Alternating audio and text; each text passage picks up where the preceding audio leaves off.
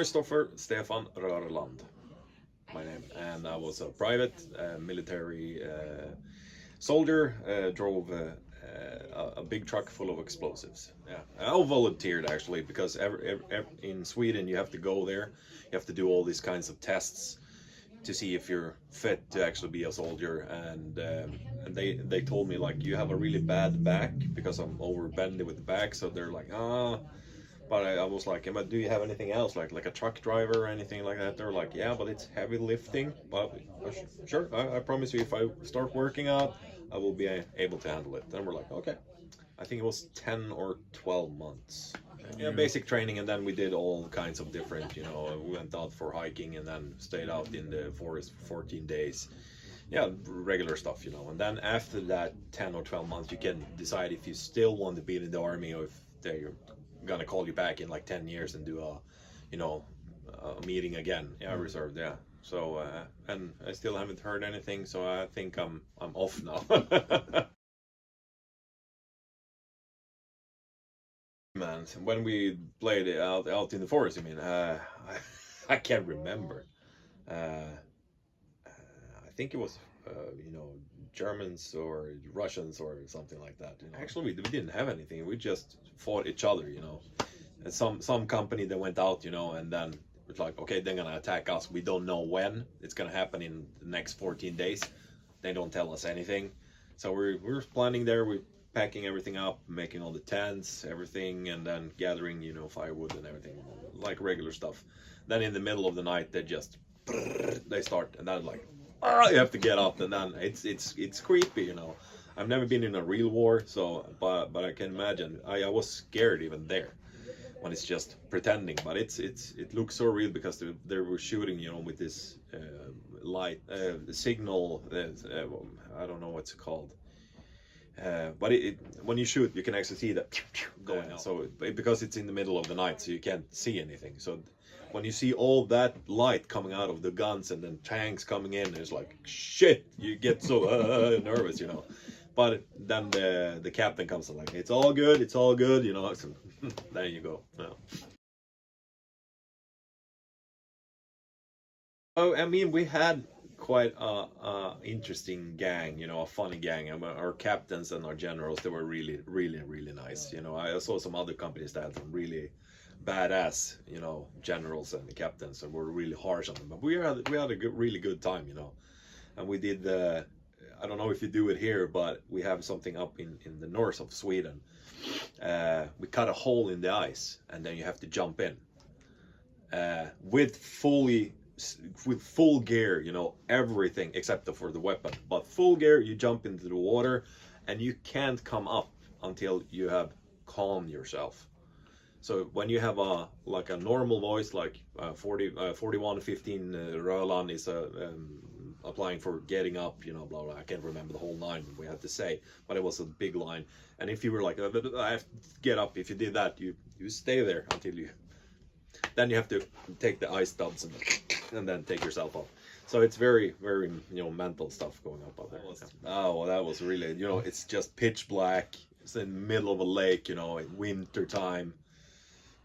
It's bad. Undress, freeze, and then put on fresh, warm clothes. It's horrible.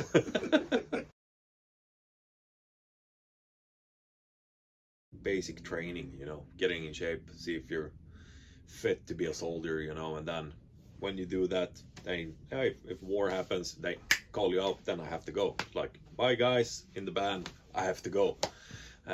But nothing serious happened when I did the military service. Actually, one thing, I was stationary as a guard for the camp in the middle of the day, because you switch, and I was standing there, and then I heard a motorcycle coming on the big road, and he hit a bump, and I just saw the bike was just flying in there. I was like, am I watching a movie or not? It's so bizarre. And I saw him flying. So I called in, and I ran there, and he was like beaten up, and I was like, yeah, he just let go of the steering wheel because he wanted to, stretch, on big Harley, and he hit a bump, and then he just went flying. So that's the first accident I actually saw, but it wasn't like that.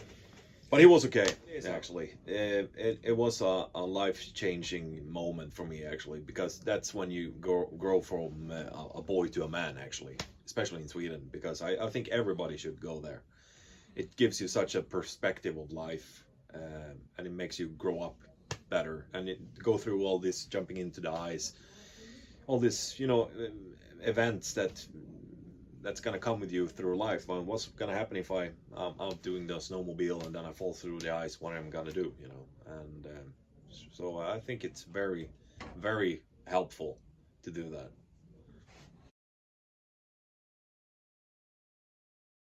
Nobody knew each other. We were from different parts of the country. 15 or 20 guys in a room. It's like, hey man, what's happening? you know. And one of these guys, he was this guy, and he made his bed the first thing he did, and it was super clean. You can bump a nickel on it and it bounce back.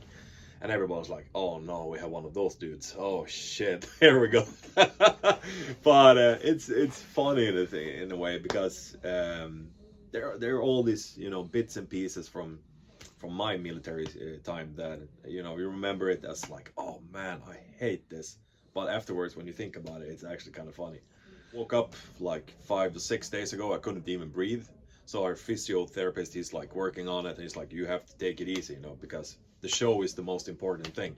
And if I go with that gun, I'm gonna. A lot of it. I mean, we had some different weapons. We tried the rocket launcher and everything. Anyway, we tried. I mean, we've been to so many, especially here in America, and I love it to come here and meet the veterans and everything. It's so nice.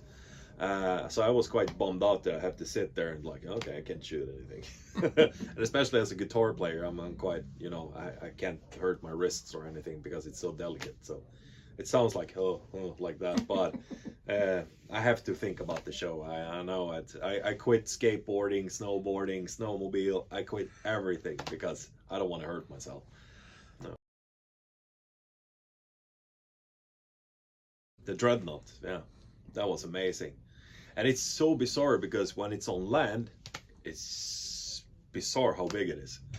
So because when it's in the water, it's like, isn't that bad, But you don't see the actual size of it. And we got to go there.